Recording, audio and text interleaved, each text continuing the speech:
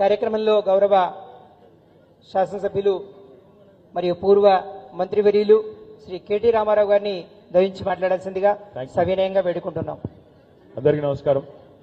సభాధ్యక్షులు తమ్ముడు చొప్పదండి శాసనసభ్యుడు మేడిపల్లి సత్యం గారికి, గౌరవనీయులు చొప్పదండి మాజీ శాసనసభ్యులు సోదరులు రవిశంకర్ గారికి, మా మామగారు ఈ గ్రామ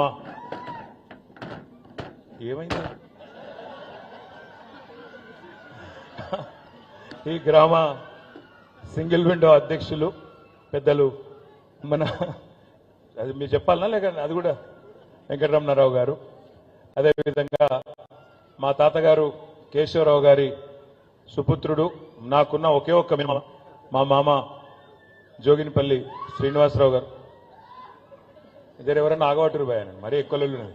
అదేవిధంగా సెస్ అధ్యక్షులు గౌరవనీయులు చిక్కాల రామారావు గారు, మార్కెట్ కమిటీ చైర్మన్ గారికి, వేదికపైన ఆసీనులైన మా గౌరవనీయులైన ప్రధానోపాధ్యాయులు, అదేవిధంగా మాజీ జెడ్పీ చైర్మన్ అరుణ రాఘవరెడ్డి గారు, అదేవిధంగా గౌరవనీయులు సిరిసిల్ల మున్సిపల్ చైర్మన్ సోదరి జిందం కళ గారు, ఇంకా వేదికపైన ఆసీనులైన కొండయ్య గారు, ఇంకా ఉమా గారు, పేరు పేరున అందరికీ నేను ఎవరెవరి పేర్లు చెప్పలేదో వాళ్ళు జర పార్టీలకు అతీతంగా మనసులను తిట్టుకోండి, బయటికి తిట్టొద్దని కోరుతూ, మరి వేదిక ముందున్న మా కొదురుపాక గ్రామ అన్నదమ్ములకు, అక్క చెల్లెలకు, పాత్రికేయ మిత్రులకు, మండలంలోని నియోజకవర్గంలోని వివిధ ప్రాంతాల నుంచి విచ్చేసిన నాయకులందరికీ, ప్రజాప్రతినిధులందరికీ పేరు పేరున హృదయపూర్వకంగా నమస్కారం.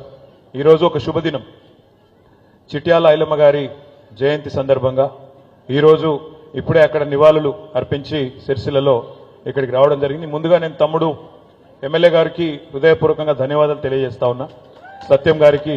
ఎందుకంటే నిజానికి ఈ కార్యక్రమం పోయిన నెలలనే పెట్టుకోవాలి మేము, కానీ అప్పుడు కుదరలేదు తమ్మి అంటే, పర్వాలేదన్నా మీరు దగ్గరుండి కట్టించినారు, మీ తాతగారి పేరు మీద కట్టించినారు, మీ అమ్మమ్మ పేరు మీద కట్టించినారు, కాబట్టి నీకు పర్సనల్ సెంటిమెంట్ ఉంటుంది, నీకు టైం కుదిరినప్పుడు పెట్టుకుంటా, నాకేం ఇబ్బంది లేదని చెప్పి సహకరించి పెద్ద మనసుతోని ఈరోజు చాలా గౌరవించినందుకు తమ్ముడు మేడిపల్లి సత్యం గారికి హృదయపూర్వకంగా ధన్యవాదాలు.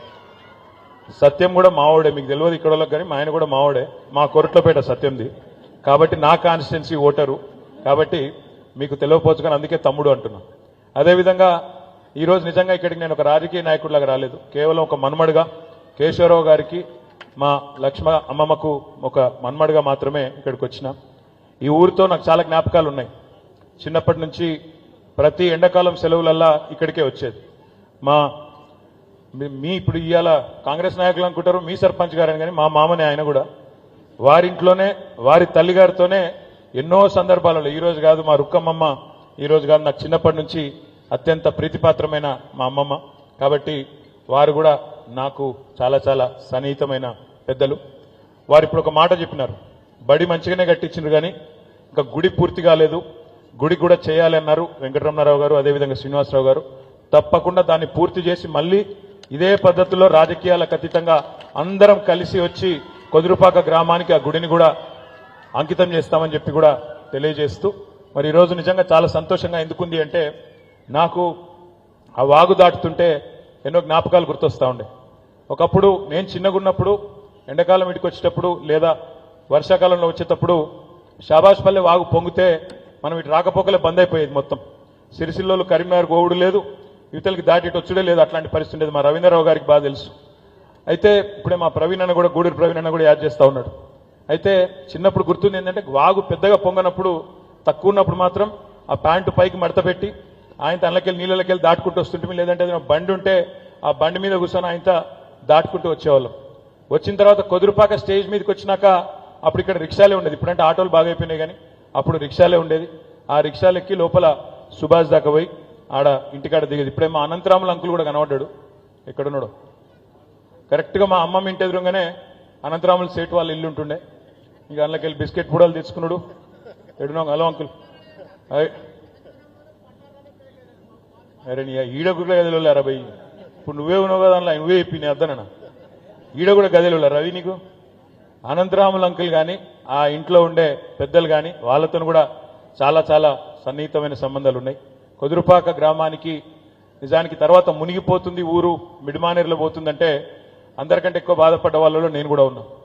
ఎందుకు అంటే మా నాయనమ్మ ఊరేమో పైన అప్పర్ మానేరులో మునిగిపోయింది. నాయనమ్మ గారి ఊరు పైన ఈరోజు అప్పర్ మానేరు ఎక్కడైతున్నదో దానిలో పోసాన్పల్లి అనే ఊరు కామారెడ్డి తాలూకా కిందికి వస్తుంది. అది ఎప్పుడో 1940s మునిగిపోయింది. తర్వాత లోవర్ మానేరు కట్టినప్పుడు మా ఇంకొక అమ్మమ్మ ఊరు వచ్చనూరు అది పోయింది. మళ్ళా తర్వాత మిడ్ మానేరు కట్టేటప్పుడు మా అమ్మమ్మ ఊరు కొదురుపాక ఇటు పోయింది. కాబట్టి 3 మానేరు డ్యాములు ఉంటే upper Maneru dam, lower Maneru dam, mid Maneru dam మా 3 ఇండ్లు పోయినాయి. అందులో నాయనమ్మ ఊరు పోయింది, ఇంట్లో అమ్మమ్మ ఊరు పోయింది, అందులో ఇంకొక అమ్మమ్మ ఊరు వచ్చనూరులా అది కూడా పోయింది. కాబట్టి నిర్వాసితుల బాధలు మా తమ్ముడు రవీందర్ చెప్పిండు, నాకు అర్థమైంది. నిర్వాసితుల బాధలు ఇంకా చాలా కష్టాలు ఉండవచ్చు గాక, కానీ తప్పకుండా వాటిని పరిష్కారం మా శాయశక్తులు మేము చేసినాం. ఏమైనా మిగిలిపోయి ఉంటే, ఏమైనా ఇంకా కూడా దొరకని వాళ్ళు ఎవరైనా ఉంటే తప్పకుండా వారికి మరి మీ ఎమ్మెల్యే గారు నేను కూడా కలిసి అవసరమైతే ప్రభుత్వంలో ఉండే పెద్దలతో మాట్లాడి న్యాయం చేయించే ప్రయత్నం చేస్తామని చెప్పి కూడా తెలియజేస్తూ మళ్ళీ ఒక్కసారి అమ్మమ్మ ఊరికి తిరిగి వచ్చినందుకు చాలా సంతోషంగా ఉంది. మీకు ఆకలి అవుతుందా తమ్మి? ఏదో అవుతుంది.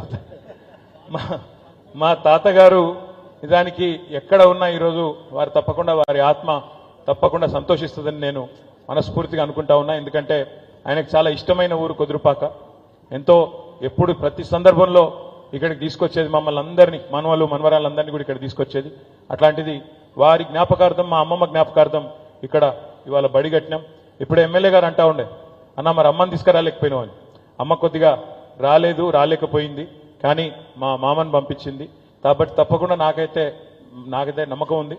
మా తాతగారి ఆత్మ ఎక్కడ ఉన్నా, అమ్మమ్మ గారి ఆత్మ ఎక్కడ ఉన్నా తప్పకుండా వారు శాంతిస్తారని చెప్పి అనుకుంటూ, ఇంకా ఏదైనా బడికి కానీ కొదురుపాక ఊరికి కానీ కావాలి అంటే సరే, ఇలా నేను ప్రభుత్వంలో లేకపోవచ్చు కానీ తప్పకుండా నా వ్యక్తిగతమైన ఒక మన్మడుగా, కొదురుపాక మన్మడుగా ఎల్లవేళలా కొదురుపాకకు అండగా ఉంటాననే మాట కూడా తెలియజేస్తూ తప్పకుండా మళ్ళొకసారి ఈ కార్యక్రమానికి సహకరించిన ఎమ్మెల్యే గారికి, అధికారులకి, పిల్లలకి, ఉపాధ్యాయులకి పేరు పేరున అందరికీ కూడా హృదయపూర్వకంగా నమస్కారాలు, ధన్యవాదాలు. గుడి కూడా తప్పకుండా పూర్తి చేసి, అదే చెప్తున్నాను, గుడి కూడా పూర్తి చేసి మళ్ళొక రోజు ఇట్లా నూకుడు దబ్బుడు లేకుండా వేసుకుందాం. ఆ ఒక్క రోజున నూకుడు దబ్బుడు లేకుండా రాజకీయాలకు అతీతంగా కలిసిమెలిసి, గుడి అంటే దేవుడి పండుగ కాబట్టి ఆ రోజు మంచిగా సఖ్యతగా చేసుకుందామని చెప్పి తెలియజేస్తూ, ఆ రోజు గుడి కట్టిన రోజు ఊరోళ్ళందరికీ భోజనం పెట్టించే బాధ్యత కూడా నేనే తీసుకుంటానని చెప్పి కూడా తెలియజేస్తూ, మీరు పెడతారా? మీరు పెడతారా? నేను పెట్టాను. మా మామ భోజనం పెడతా ఉంటాం అతను చెప్తలేడు, నేనే పెడతాం, మీరు బాధపడకూరి. Thank you. జై తెలంగాణ. ధన్యవాదాలు సార్. మా ఊరు ఒక్కసారి పోయి రావాలి, ఆ జ్ఞాపకాలని తట్టి రావాలి అని ఒక కవి అంటాడు. అలా ఆ జ్ఞాపకాలని తట్టి చూపుకొని మరొక్కసారి తనకు తాను ప్రేరణ పొంది, ఉత్సాహాన్ని పొంది రేపటి భవిష్యత్తుకి పునాదిగా నిలుస్తానని చెప్పిన వారికి ఒక్కసారి గట్టిగా చప్పట్లు, అభినందనలు, జయజయలు, నమస్సుమాంజలు తెలియజేస్తూ ఈనాటి కార్యక్రమానికి మాకు మరి గొప్ప స్ఫూర్తి ఏంటి అని అంటే, ఒక అత్యధికమైనటువంటి ఒక విద్యార్హత పొందటం, అది పిహెచ్డి. అట్లాంటి పిహెచ్డి పట్టాన్ని పొంది ఇవాళ కార్యక్రమంలో ఉన్నారు. కాబట్టి ఇరువురు మరి విద్యాధికులే. కాబట్టి మీ విద్య మా పిల్లలందరికీ రావాలని కోరుకుంటాం సార్. ఒక్కసారి గట్టిగా చప్పట్లు. మా సత్యం అన్నది లేకపోతే మా కేటీ రామారావు గారి విద్య మా పిల్లలకు వస్తే మీలాగా మా